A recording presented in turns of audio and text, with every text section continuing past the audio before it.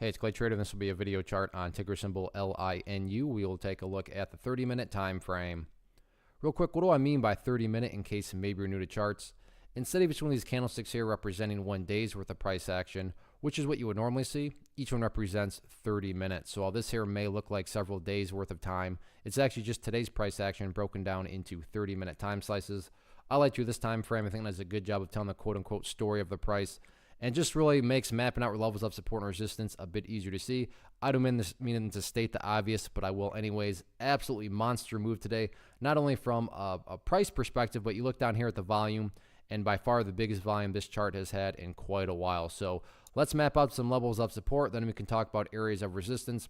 First area of support is going to be this green line right here, and this is what I would call the ideal level of support at $2.20. What do I mean by ideal? Where if you say, hey Clay, what would make this chart look the absolute strongest going forward?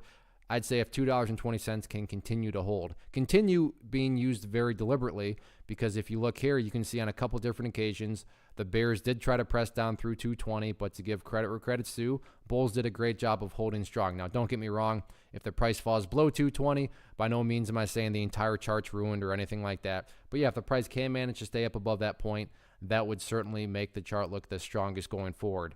Taking a step back, looking at the big picture of it all, that is where the purple line here comes into play, the 50-period simple moving average. Keyword there being moving. As time goes by, that purple line is going to move itself higher and higher. So if you're just sitting there saying, look, Clay, I just want a really straightforward, really cut and dry way to measure the strength of the move. This right here being defined as the move. Again, just use that purple line. Easiest way to look at that, the very cut and dry way. As long as the price stays above that purple line, as the purple line itself moves higher and higher, then the bulls are in full control, full health, no questions asked. What about areas of resistance? If this upwards price movement is going to continue, where are some of these key battlegrounds at?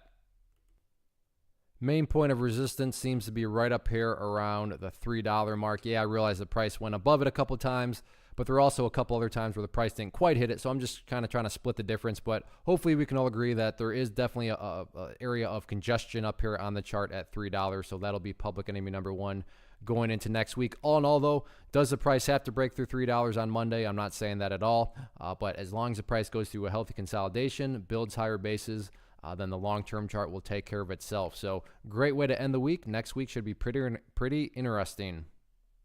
One of the biggest questions that I get is, hey Clay, how do you find the stocks that you trade? So what I've done is put together a free resource guide where I talk about the tools that I use to locate stocks that I find interesting and think may have potential. So if that sounds like something that could add value to you as a trader, then click on the image that is up on the screen right now and I will email you the guide. The guide itself is very short and to the point, and best part, it's completely free. Thanks for watching the video. Let me know if you have any questions.